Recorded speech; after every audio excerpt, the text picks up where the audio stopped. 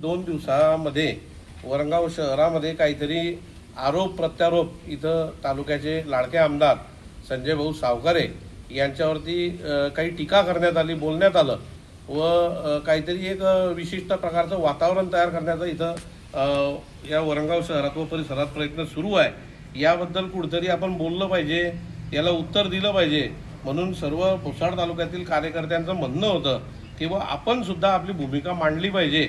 या हेतूने आम्ही आजची पत्रकार परिषद आज बोलवलेली आहे। काय या 2 दिवसाच्या आधी या सदरच्या काही बैठक होती म्हणता वरंगावला, त्या बैठकीमध्ये माझ्यावरती आरोप करण्यात आला की मी एक कंत्राटदार आहे आणि कंत्राटदार असून माझ्या काहीतरी रुग्णवाहिकेमध्ये चोरी झाली होती आणि या चोरीमध्ये माझा सहभाग असण्याचा असा काही त्यांनी दाखवण्याचा प्रयत्न केला की कसा गुन्हेगार मीच आहे। याबद्दल जे आमचे मित्र आहे प्राध्यापक जतीनजी मेळे यांनी तिथं माझ्याबद्दल बोलले आणि विधानसभेच्या काळात सुद्धा विविध प्रकारच्या सभा झाल्या, या सभांमध्ये सुद्धा यावरती विविध प्रकारचे नेते बोलले होते, त्याला मी उत्तर सुद्धा दिलेलं होतं। तर तो प्रकार असा आहे की मी आता नव्हे तर मी माझ्या लग्नाच्या आधीपासून कंत्राटदार या व्यवसायामध्ये दीपनगर येथे मी कार्यरत आहे।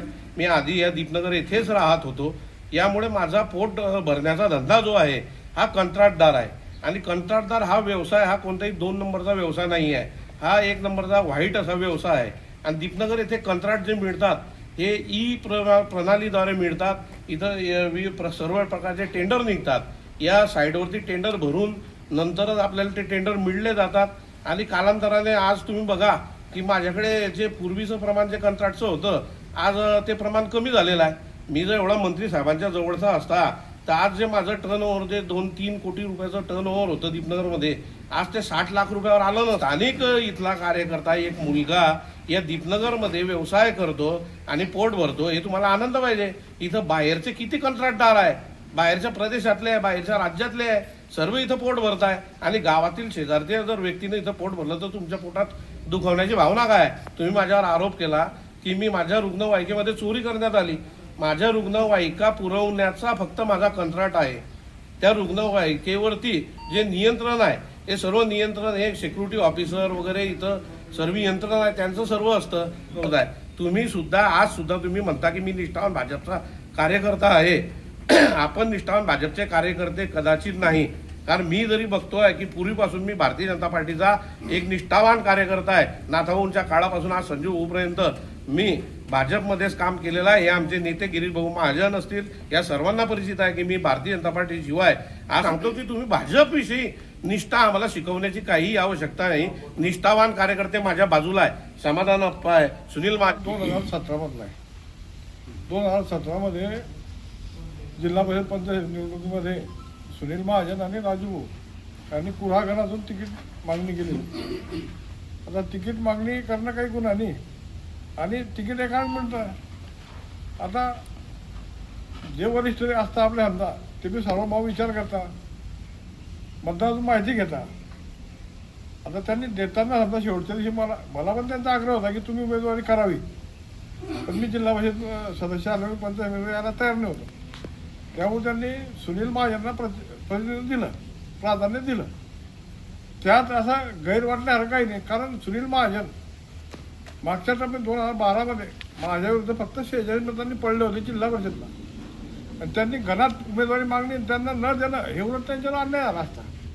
मागणं असा आता समर्थन समजा भाऊचं मतलब आहे की तू मान तिकीट झालं, सगळ्यांचा विचार झाला तिकीट दिलं बी असतं, पण समोरचा जर व्यक्ती तयार आहे तिकीट इलेक्शन लढायला तर भाऊंनी सुनील महाजनला तिकीट दिलं, त्यामुळे किंवा एकदम असा काही केसाने गळा कापण्यासारखा विषय नाही। कार्यकर्त्यांनी सुद्धा निवडणुकीमध्ये मांडला होता, तर सदरील कार्यकर्त्यांच्या सर्व भावना जिल्हाध्यक्षाकडे कळवलेला आहे। निलंबन करणं न करणं हा जिल्हाध्यक्षाचा अधिकार आहे। याच्यावर बराच रोग आला होता कपाशीवर, तर मी भाऊंना सांगितलं, भाऊ पण होते की बुवा आमच्या इथे असे रोगाची अतिक्रमण झालेलं आहे, शेतकऱ्यांचं प्रचंड प्रमाणात नुकसान होत आहे, तर त्याविषयी तुम्ही काहीतरी बोला।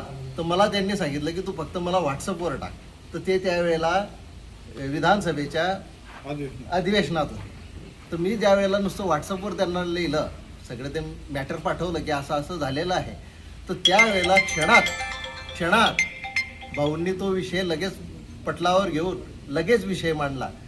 तर याच्यापेक्षा अजून तुम्हाला कोणता नेता हवा आहे? अध्यक्ष सांगितलेमध्ये 1999 पासून काम करतोय.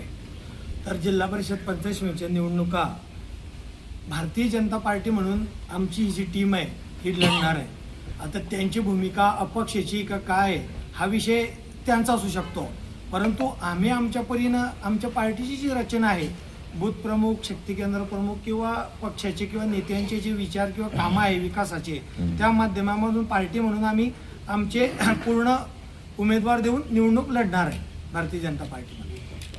यांच्याबाबत जे महाशय आहे राजेंद्र पुंडलिक चौधरी आणि सुनीलजी काडे यांनी ज्या तथ्यहीन आरोपाचा जो झडा मागीच्या म्हणजे ऑफ रेकॉर्ड ऑन रेकॉर्ड बोलण्याचं जे काम सुरू आहे त्याच्यामध्ये काहीही तथ्य नाही. निराधार आरोप लावणं आणि आपल्या स्वतःची राजकीय पोळी भाजणं, त्यांच्या विरोधात बोलणं आणि आपल्या स्वतःची राजकीय पोळी भाजणं हेच या माध्यमातून त्यांच्याकडून सुरू आहे.